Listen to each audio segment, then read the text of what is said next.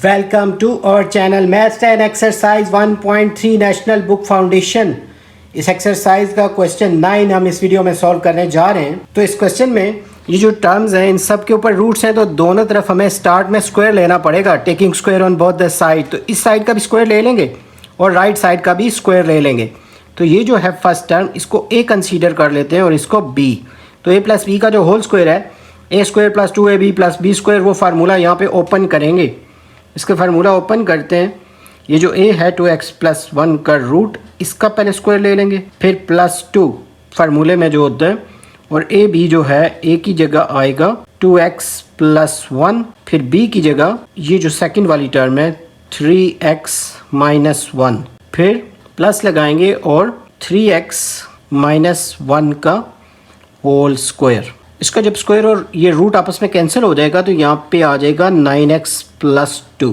अब इसको थोड़ा सिंप्लीफाई करते हैं। यहाँ पे ये कैंसिल होने के बाद इधर आ जाएगा 2x प्लस 1, फिर प्लस 2, और ये जो रूट के अंदर सारी टर्म्स हैं इनको मल्टीप्लाई कर देते हैं। तो यहाँ पे आएगा 2 3 6x स्क्वायर, फिर 2 को इस -1 से करेंगे तो यहाँ पे आएगा -2x, फिर 1 को 3x से करेंगे प्लस 3x, और 1 को 1 से करेंगे तो -1 आ जाएगा। प्लस में ये वाली जो वैल्यू है इसका स्क्वायर और रूट कैंसिल हो जाएगा, और यहाँ पे रिमेनिंग में आएगा 3x माइनस 1, और इक्वल में आएगा 9x प्लस 2।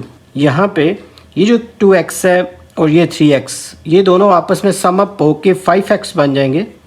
इसी तरह ये जो 1 और ये -1 है ये आपस में कैंसिल हो जाएंगे, और यहाँ पे ये वाली जो टर्म है 2 और ये रूट वाली जो सारी टर्म है इसको लिख लेंगे 6x स्क्वायर।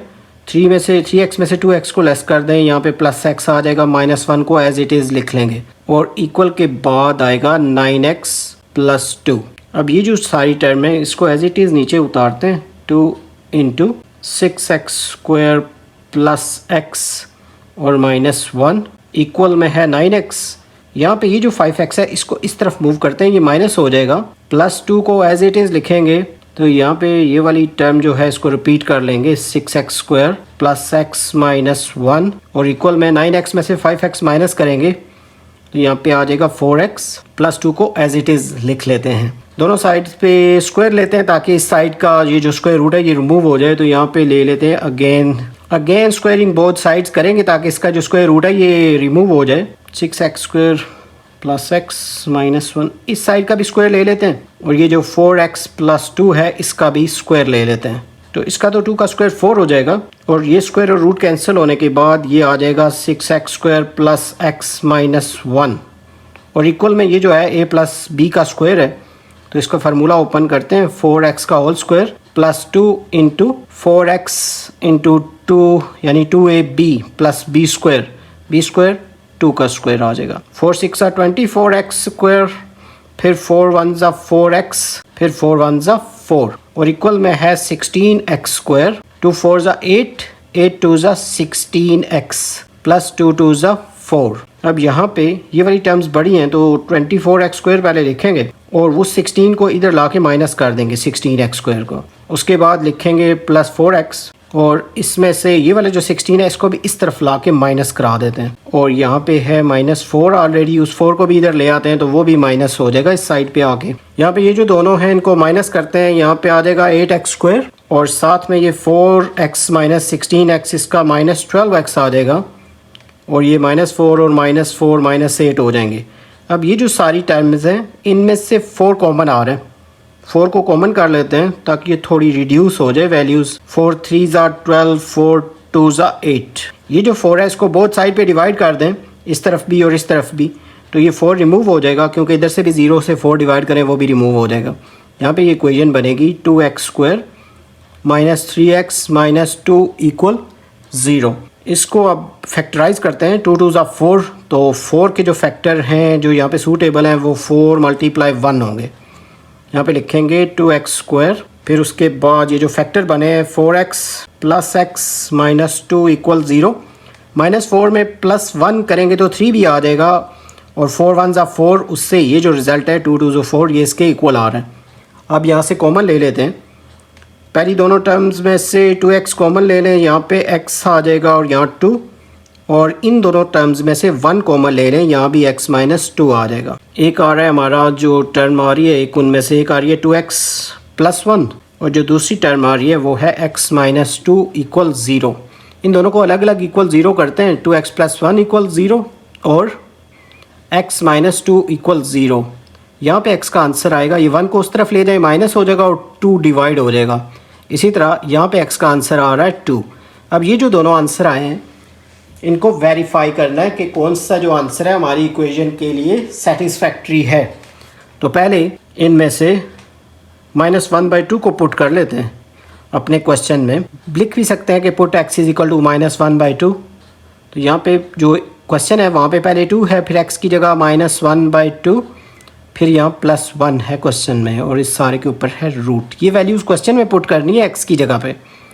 फिर प्लस क्वेश्चन में यहाँ पे है 3 और उसके साथ x की जगह -1/2 और फिर साथ में -1 है और इस सारे के ऊपर भी रूट है।